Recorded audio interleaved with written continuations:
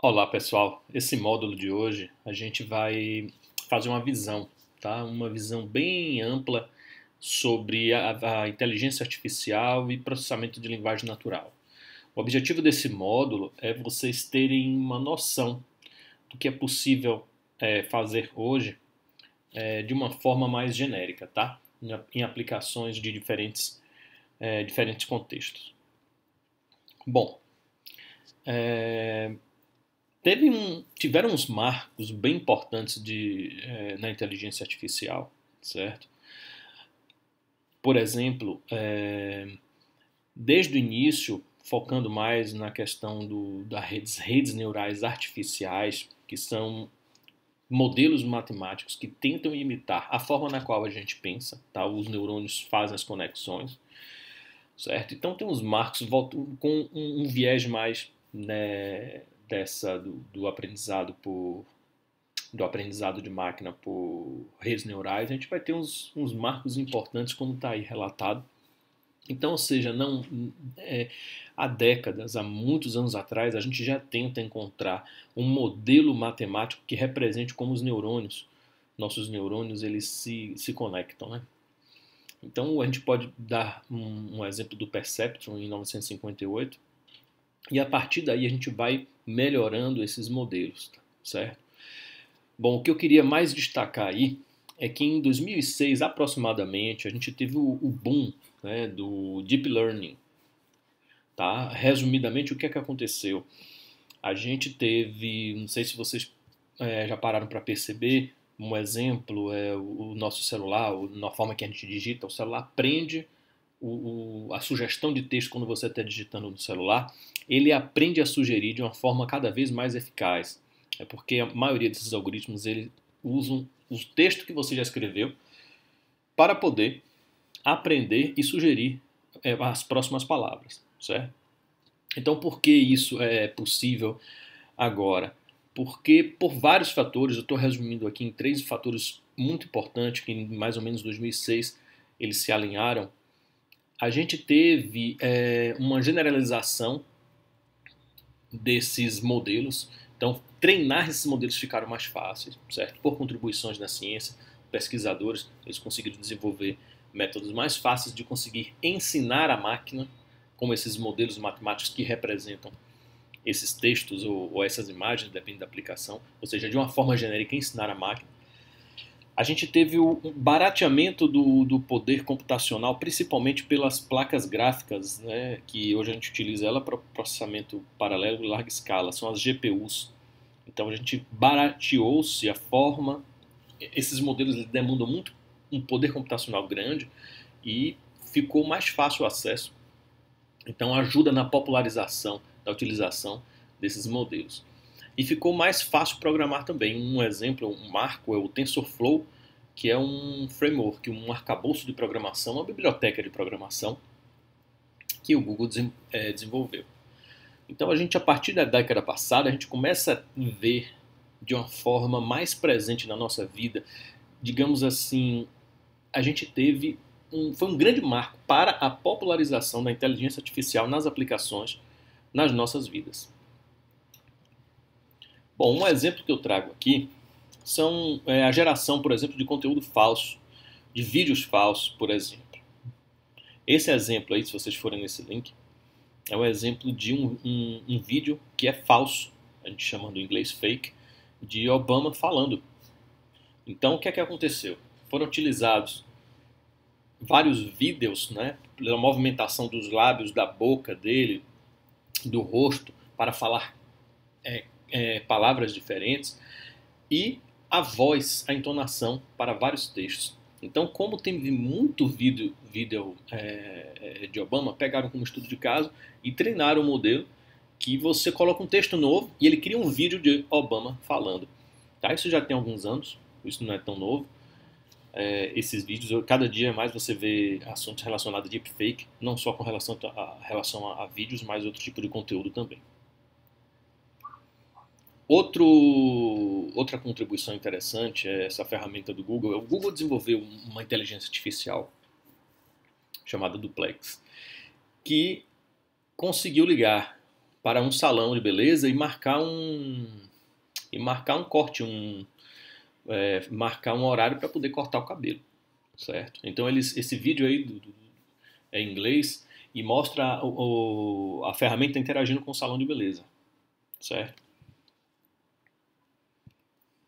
Outro exemplo aqui que eu trago é da OpenAI, da empresa OpenAI. É uma tarefa relativamente clássica, é uma tarefa clássica, não quer dizer que seja fácil, que você treina um modelo matemático, a inteligência artificial, para aprender, dá um bocado de imagem para ela. Olha, tudo isso aqui é imagem, aprenda que isso aqui é imagem, dá um bocado de foto.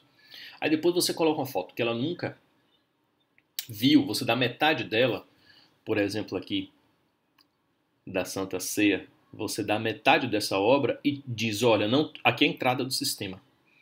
Não vou dar a outra metade. Inteligência artificial, me diga aí o que é que você acha que tem.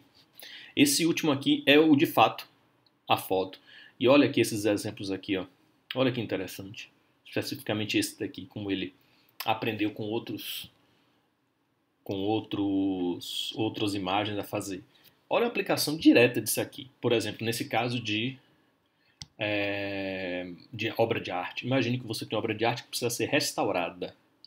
Olha que interessante. Você tem uns pedaços faltando e você tem várias opções para os especialistas escolherem qual seria mais adequada. Então repare que eu falei de propósito dos especialistas para você colocar as pessoas que entendem junto com a inteligência artificial para trabalharem juntos, tá? Não necessariamente se exclui, nem o especialista exclui a inteligência artificial e nem a inteligência artificial exclui o especialista. Eu vou colocar aqui, é o mesmo exemplo, tá? Só peguei e ampliei a foto. Olha que interessante, vou repetir, tá? A explicação. Então aqui você tem uma imagem, por exemplo, essa imagem aqui é uma fotografia de pessoas e sombras andando na faixa de pedestre. Essa daqui, à esquerda. Na direita é a foto em si. Só que a gente não diz para o sistema essa foto. A gente diz para o sistema, olha, você que já sabe, conhece um bocado de foto, o que é que você acha que essa parte preta vai ser? Aí o primeiro, teve vários modelos treinados, cada um disse uma coisa. Repare que esse primeiro foi o que mais condiz com a foto de fato. Tá? E por aí você vê os outros, tá? Desses passarinhos aqui. Em uma pedra, por exemplo, esse chegou mais próximo, assim, numa pedra, numa cerca, acho que é numa madeira aqui. Bom, outro exemplo da OpenAI também é o modelo de linguagem GPT-3, certo? Quando eu mostrei lá atrás, deixa eu voltar um pouquinho aqui. Quando eu mostrei a foto de Alan Turing, tá? Ele é dito o pai da computação, certo? É bom e interessante, principalmente para quem não é da área, entender que computação, até uma grande discussão na comunidade sobre isso, ela é matemática ou ela é uma área específica? Ela seria uma área da matemática ou ela seria uma área de conhecimento específica? Há uma grande discussão em torno disso, tá? Tem pessoas que defendem que é uma engenharia cuja parafernália tecnológica é o computador, tá? Então é mais uma engenharia de informática. Na Europa você vê bem esse termo, engenharia de informática. A gente pegou o termo dos americanos, computer science, com ciência da computação, e trouxe. Então tem lugares no Brasil que você vai ver falar informática, que seria engenharia de informática, ou ciência da computação. Tá? Então há essa discussão na comunidade do que ela é. Os que defendem que ela é uma área por si só de conhecimento é porque existem teóricos, não só Alan Turing, entre outros teóricos, que criaram uma área de conhecimento específica para resolver esses problemas dessa área da computação, certo? Inclusive tem um prêmio Alan Turing, que é dito o prêmio Nobel, né, entre aspas, da computação, o prêmio Alan Turing. Bom, qual é o teste, Turing Test, que eu estou querendo dizer? O teste de Turing é o seguinte, ele disse que uma inteligência artificial vai passar no teste, a gente vai dizer que realmente ela se igualou ao ser humano, ou superou, se você conversar com ela e ela se passar por um ser humano, tá? Ou seja, você coloca umas perguntas, você começa a interagir, começa a perguntar e ela começa a dar resposta e você fala, realmente eu não sei se é um ser humano ou uma máquina com quem eu estou falando. Então, assim, a gente está chegando muito perto. Tem pessoas que dizem que já chegaram e venceram o teste de Turing, mas aí vem outras pessoas e criticam. E eu vou dar um exemplo de que a gente está perto de chegar a uma máquina se passar por por uma pessoa.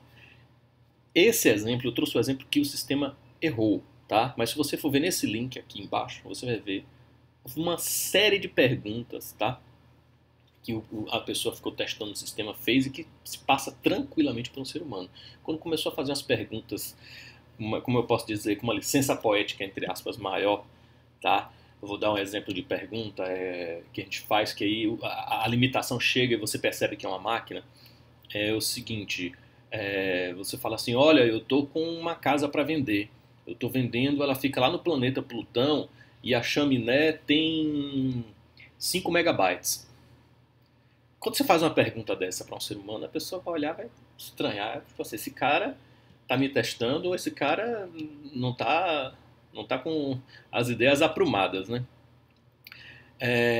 Quando se faz esse tipo de pergunta, é uma forma muito eficaz para você ver se a inteligência artificial é suficientemente boa, ou seja, não é? Tá realmente condizendo com o ser humano. Nesse sentido, não quer dizer que se equiparar ao ser humano seja uma coisa boa. Isso já é uma crítica agora que eu me lembrei do Dijkstra, que ele disse que a gente não devia fazer máquina para imitar o ser humano, a gente devia construir máquina para fazer coisas mais interessantes. Ou seja, não é uma grande crítica à humanidade. Mas, enfim, ou seja, a questão voltando para o teste de Alan Turing é se a máquina consegue se passar por um ser humano. Então perceba nessas perguntas aí que estão em inglês, ele pergunta quantos olhos tem uma girafa? A resposta, a girafa tem 2 olhos. Quantos olhos tem meus pés? Quantos olhos tem meu pé? Seu pé tem 2 olhos. Então aí você pode até pensar, poxa, essa pessoa tá brincando comigo. Meu pé tem 2 olhos é porque ele está se referindo a mim. Olhando para o meu pé, mas se referindo a mim. Aí pergunta, quantos olhos tem uma aranha? Uma aranha tem 8 olhos. Quantos olhos tem o Sol? O Sol tem um olho. Então ele começou a errar, né, a inteligência artificial. Mas aí eu repito, insisto, é muito boa essa ferramenta. Se você for aí nessa página, está mostrando os testes que foram feitos. E eu evidenciei apenas, né, o limite que a gente está, a parte que ele errou, começa a errar. Bom, outro exemplo aí é de música sendo criada pela inteligência artificial, tá? Isso já tem alguns anos, não é novo. O que é a novidade dessa ferramenta específica é o grau, a qualidade do áudio que é produzido. Vou dar um exemplo. Eles colocam um bocado de música de Elvis Presley pro computador, colocam um bocado, depois disso, cria uma música aí para ver. Ou seja, ele treina um modelo de aprendizado de máquina, de inteligência artificial, e aí ele criou algumas músicas. E as músicas, se você for nesse site, que está aqui à direita da foto, você vai ver vários áudios feitos, você pode ouvir. Tá? Tem vários estilos, tem Frank Sinatra. E aqui do lado esquerdo é um pedacinho do código-fonte do programa que fez isso, porque eles abriram um código-fonte, tá? Então eu entrei. Nesse link aí abaixo, se vocês entrarem aqui nesse link da esquerda, vocês vão ver todo o código-fonte de um dos arquivos, tá? Então esse aqui é um pedacinho minúsculo do código-fonte que eu propositalmente coloquei aqui, porque são construções elementares básicas de como se fazer um programa. Qual é a minha ideia aqui? É desmistificar um pouco. Mostrar o seguinte, olha, tá vendo que para fazer inteligência artificial você tem que estudar os elementos básicos da programação? Isso aqui é um loop for. Isso aqui é uma condicional, um if. Certo? Principalmente para as pessoas que estão aprendendo a programar ou que não sabem programar, para saber, ou que sabem um conceito básico, para mostrar que por trás é a gente dizendo, são programadores dizendo o que essa máquina deve fazer, tá? Vou abrir um parêntese, existe inteligência artificial que programa também. Então podem ser até a própria inteligência artificial que foi programada por um ser humano eventualmente para fazer outros programas. Tá? É uma recursão aí, né? Bom, e aí dentro, que eu estou focando mais aqui um pouco na processamento de linguagem natural, perceba que eu dei muitos exemplos com fotografias e vídeos, tá?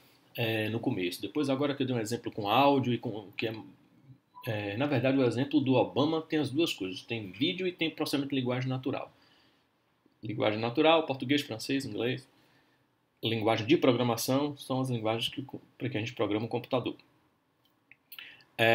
Mas não se preocupe com os exemplos, você pode entender de forma genérica, porque se a gente consegue utilizar a imagem, a gente pode generalizar para outros tipos para áudio, para texto. O que eu quero dizer é o seguinte,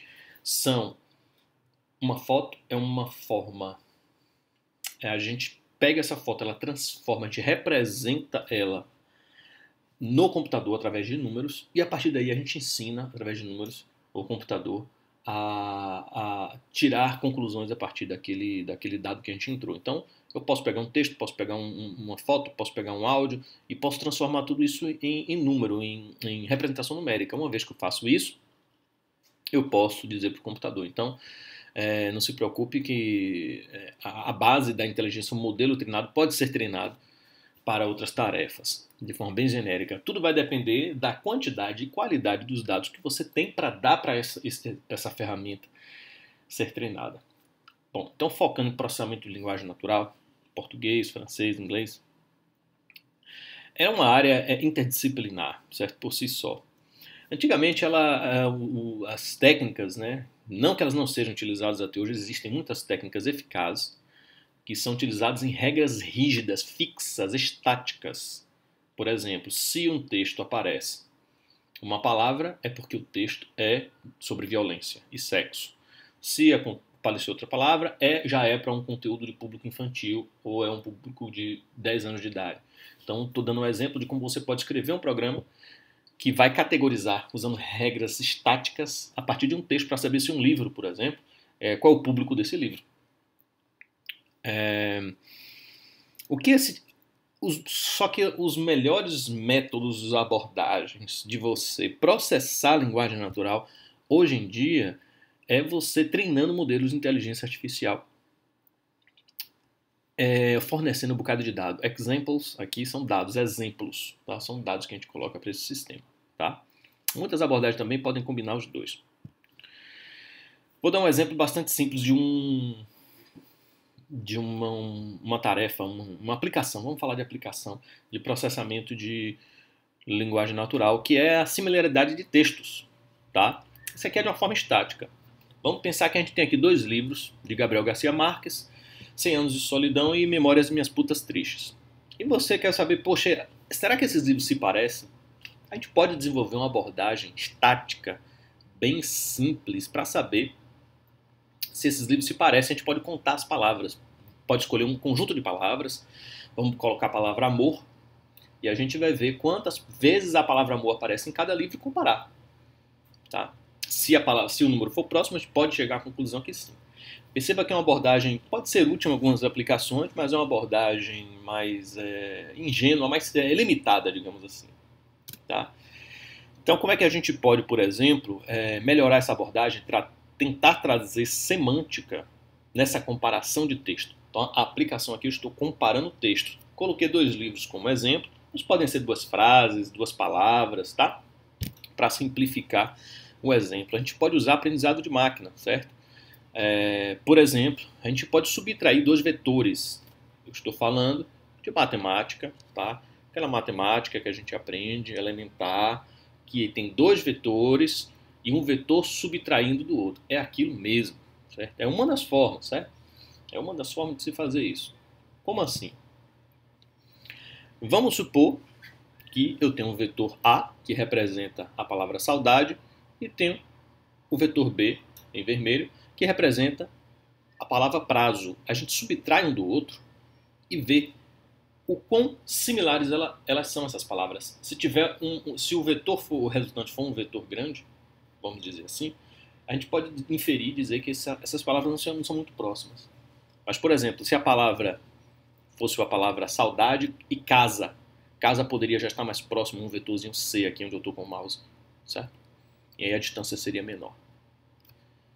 Bom, aí você pergunta, olha, você está falando de vetor, como é que você fez isso? Na verdade, existem técnicas, o estado da arte parte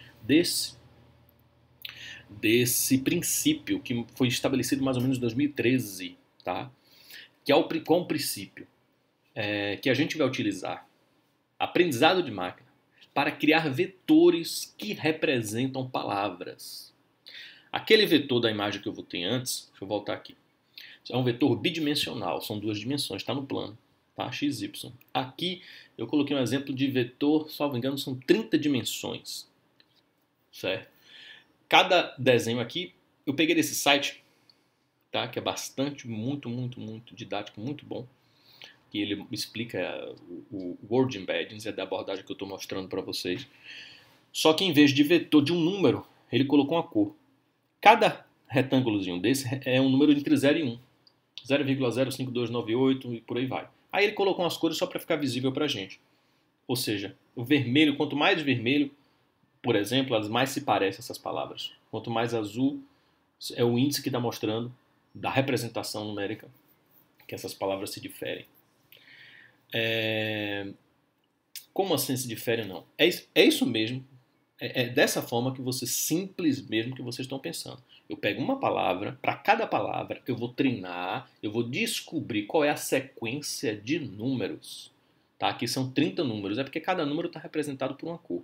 Se fosse, porque eu estou usando um vetor de tamanho 30, se eu fosse usar um vetor de tamanho 2, olha o vetor aqui de tamanho 2, tá? Duas dimensões, seriam só dois números. Então cada palavra vai ter uma representação numérica, podia ser até um número, tá? Um vetor unitário, nesse caso não seria vetor, mas enfim, seria uma representação numérica, você pode pensar dessa forma que é mais simples ainda. E quem gerou esse número para representar, aí é que tá, foi um aprendizado de máquina, certo?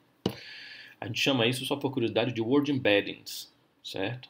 Ou Word2Vec, é o nome da abordagem. Então você coloca uma palavra, tem uma função, um modelo matemático, que vai retornar o vetor que representa aquela palavra. Pronto. Quando você tem isso, você pode fazer uma série de aplicações. Um exemplo que eu dei ali, você subtrai dois vetores para saber se elas são similares ou não. Certo? Vamos pegar aqui outro exemplo. Esse aqui já é um pouco mais complexo, esse exemplo, para a inteligência artificial fazer. Inclusive, esse exemplo eu peguei do artigo seminal que apresenta o Word2Vec, tá? Essa é a referência número 1. Qual é a palavra que é mais similar à palavra small, que é pequeno, da mesma forma que biggest, o maior de todos, é similar a big? A resposta seria smallest. Tá? Esse é um tipo de tarefa que você faz para saber se você treinando um modelo ele está bom. Se ele começa a acertar, aí você começa a fazer perguntas desse tipo. Qual é a palavra que é similar à rainha da forma que rei é para homem? Aí a resposta deveria ser mulher. Tá? Eu peguei um exemplo aqui da música de Jorge Benjó, o vendedor de bananas. Vou dar um exemplo aqui bem na nossa língua. Olha a banana, olha o bananeiro. Olha o tomate, olha o... Bom, a gente geralmente vai dizer o tomateiro, né? O vendedor de tomate. Então, esse é um tipo de, digamos assim, de métrica, de tarefa que a gente utiliza para saber o qual modelo ele é útil, tá? Claro que a partir daí você pode usar isso aí não só para métrica, para avaliar o modelo, mas também para desenvolver aplicações, certo? Então, por que eu estou mostrando esse exemplo? Porque x, que nesse caso aqui é a resposta que eu espero, vai ser uma subtração de vetores, tá? Basicamente é uma subtração de vetores, tá? Uma operação, tem uma soma e tem uma subtração. Então é isso mesmo, você pega, eu estou colocando um exemplo, explicando coisas super complexas de uma forma bastante simples, tá? Mas o meu intuito não é que fique superficial, é que desmistifique a forma que a gente consegue pensar a inteligência artificial, aquela coisa do outro mundo que eu não consigo nem imaginar como é, e de fato como ela é. Então, são representações numéricas de texto, no caso de processamento de linguagem natural, e operações matemáticas, tá? Para poder fazer essas comparações. Bom, e aí, o que a gente pode fazer mais? Deu aqui alguns exemplos, o que a gente pode fazer mais em relação a processamento de linguagem natural especificamente? Bom, tem uma série, a gente chama de tasks, são tarefas. Eu gosto de falar de aplicações, como é que a gente pode aplicar, tá? Reconhecimento de texto, seria a gente falar e ele saber transcrever, por exemplo. Tradução, correção de gramática. Não sei se vocês utilizam corretor de gramática de editor de texto, e perceba, eu estou falando de gramática, não é de palavras soltas, palavra gramática mesmo, tipo, olha, tá faltando um verbo nessa frase. Não sei se vocês perceberam que nos últimos anos isso melhorou muito, independente de qual ferramenta vocês usam. Você antigamente mal tinha isso, isso aí era muito difícil fazer. Então esses modelos, principalmente depois de 2013, houve uma revolução nesse sentido. Vários outros modelos em cima do Word2Vec, eles conseguem construir modelos de representações super poderosos que conseguem fazer uma correção mais adequada nesse exemplo de correção de gramática. De novo, como é que ele faz? Você coloca um bocado de texto, quanto mais puder melhor, e bem escrito, sem erros gramaticais. Se um ou outro tiver, não tem problema, desde que seja bem minoria. Tá? E aí você coloca um outro texto que ele não viu, provavelmente não viu, e ele vai dizer, olha, tem algo estranho. Ele vai tentar adivinhar e, quiçá, sugerir qual seria a correção. Chatbot, robôs que a gente conversa com ele, né, no caso, principalmente para questão de vendas, para receber o cliente, para tirar dúvida, para aquelas resolução de problemas de um produto que você comprou, agendar uma consulta, reconhecimento de nomes, de endereços, valores em textos. Tem uma série. Se vocês clicarem nesses dois links aqui, deixa eu tentar ajustar a tela aqui para ficar melhor. Pronto. Esse é o primeiro link. Tem uma lista dessas tarefas. Tá? Para vocês verem. Por exemplo, esse aqui é correção automática de prova, para poder corrigir prova e dar nota. Tá? Resumo de texto. Então tem uma série aqui. Esse outro link é da Wikipedia em inglês, que resume também, tem um compilado de... Olha quais são as aplicações do processamento de linguagem natural. Tá? Não sei se na Wikipedia em português também vai ter. Aplicações principais. Pronto, tá aqui em aplicações principais. Tá? Bom, voltando então, deixa eu fechar aqui a janela. Pronto. Voltando, você pode então nesses dois links ver uma série de que eu trouxe uma lista não extensiva aqui para vocês.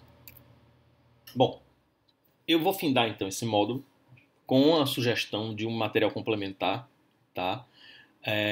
Que é um vídeo, uma aula, processamento de linguagem natural e cases de aplicações. Aí está o link, tá? Para essa no YouTube. Tá bem didático, tá um material bem interessante para uma visão introdutória, porém não superficial, para complementar esse módulo aqui de hoje.